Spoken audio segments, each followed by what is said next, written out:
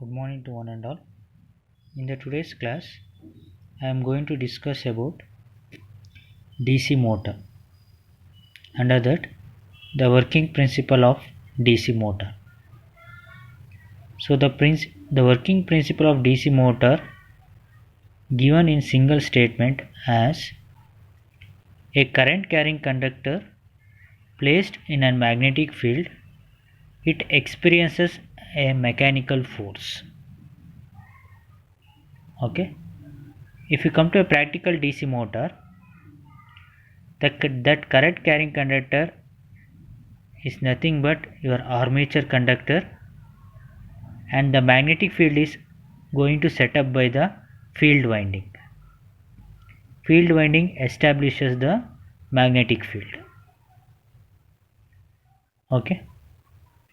So here you might be observe you have the permanent magnet have north and south pole, due to which there will be a main flux from north to south. A current carrying conductor as shown in the circle is placed in a magnetic field. Okay. So what I did here, I placed a conductor in an established magnetic field. This flux we called as a main flux. The flux due to a permanent magnet is called main flux. If you come to here, this conductor experiences, this current carrying conductor produces flux on its own. That flux I had shown in the circular manner here. The direction of the current is determined by the Fleming's left hand rule. The flux lines are rotated in a clockwise direction. Okay. So from these two diagrams I can conclude that there will be two fluxes. The first flux is the main flux due to a permanent magnet, and second one is the flux due to a current carrying conductor, which I have shown in the circular manner.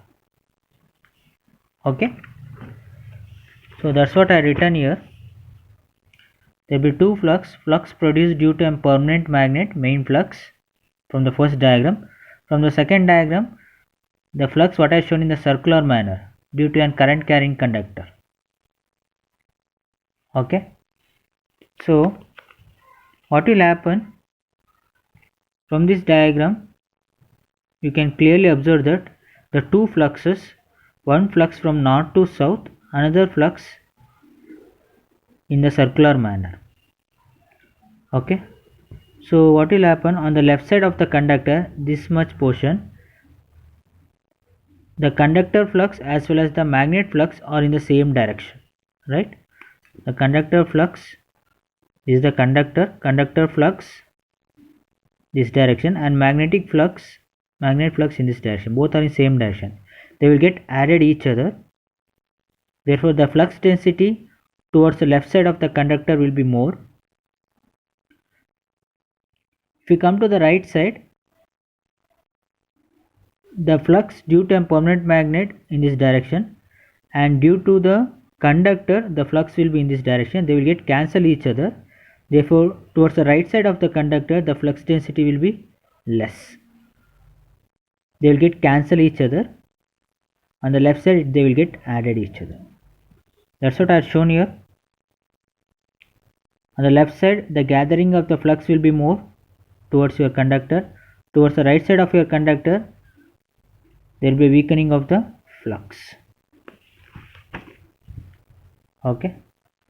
So as I told you earlier, if you come to the case of practical DC motor, the permanent magnet is replaced by field winding and the conductor is replaced by armature conductors.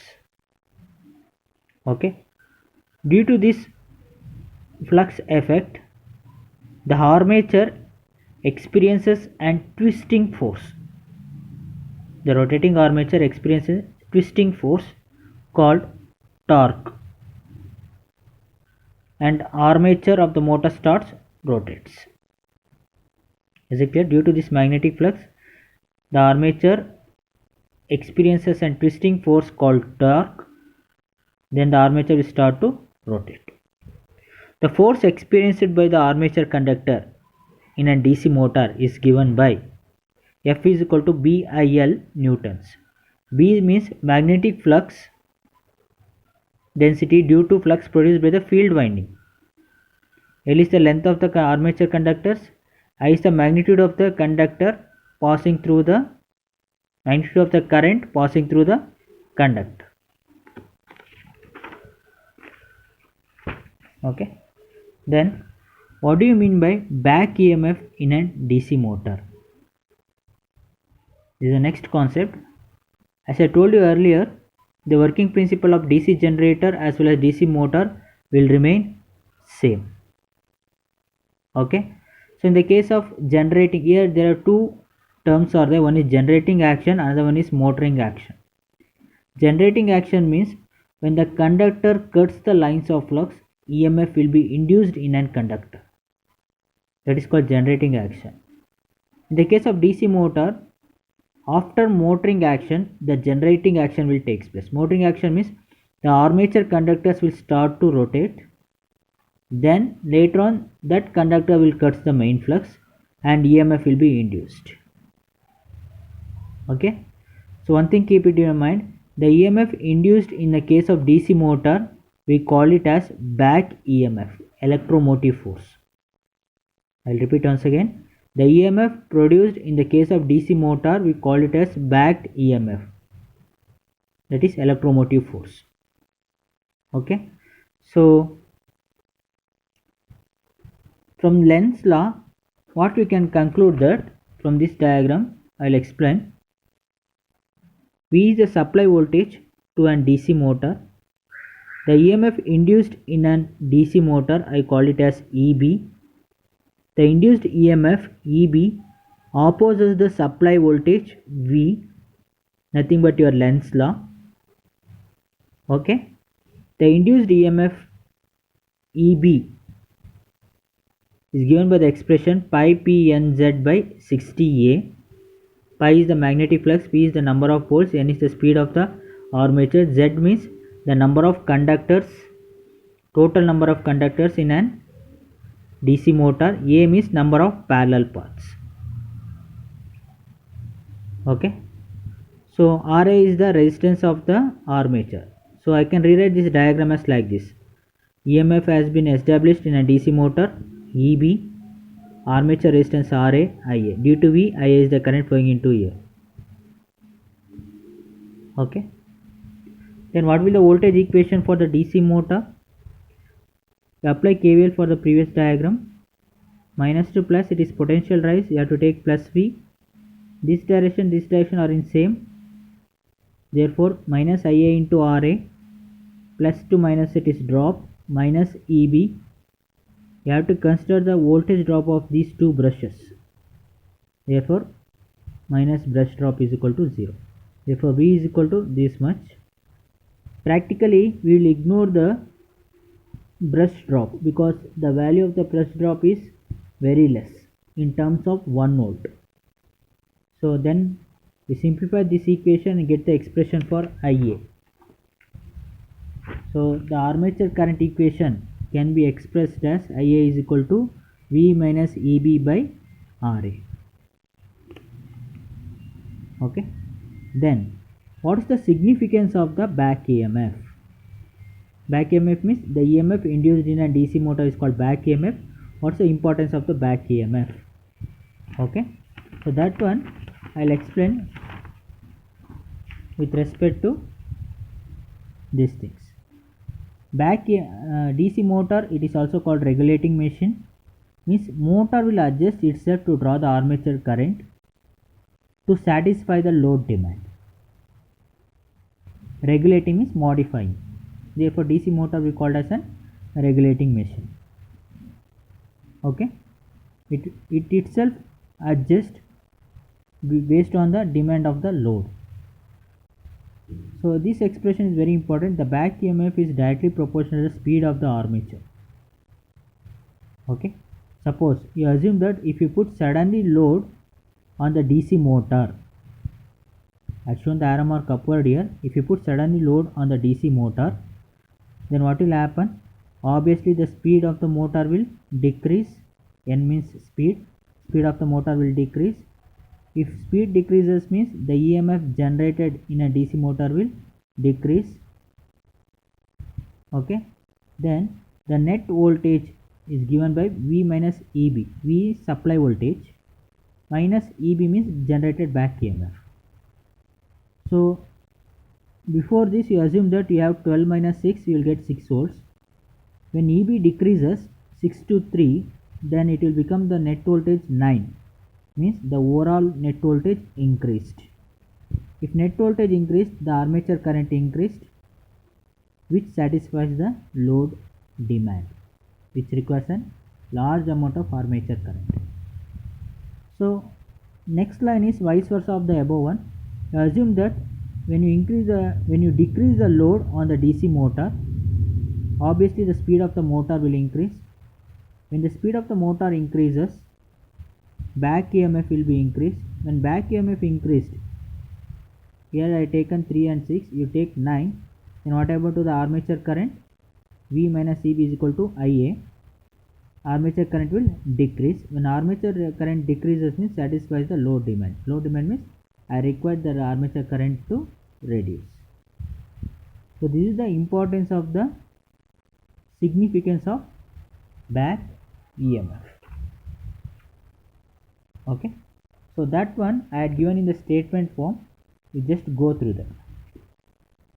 Okay, next you have to derive the torque equation of the DC motor. So in order to derive the torque equation, first you should know what you mean by torque. As I told you earlier, torque is nothing but a twisting force about an axis is called torque. Okay, so I will explain with respect to this diagram. Consider a wheel of radius r and circumference force F rotating with a speed of n rpm.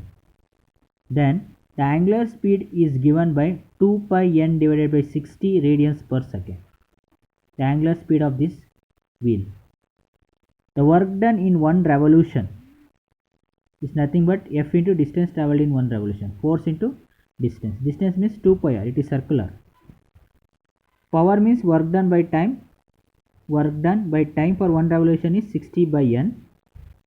You just simplify it, then you will get this much. This is nothing but F into R is nothing but what? Torque. And this is angular speed 2 pi n by 60. Okay. Then T I can call it as TA, gross torque. Okay. So here P is equal to power is equal to V into I, that is EB into IA. It is equal to TA into W value substitute here. TA into 2 pi n by 60. EB back EMF for DC motor is given by the expression pi P and Z divided by 60A. You substitute here, you simplify it, then you will get the expression for TA. Okay, the gross torque developed by the armature of the motor.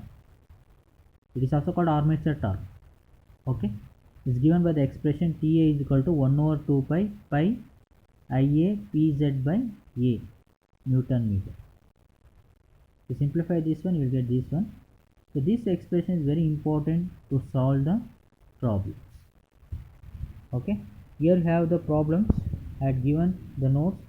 You just go through that. If you have any doubt, you can call me back. Okay, in the next class I will discuss the types of DC motors similar to your types of DC generators. Okay, thank you.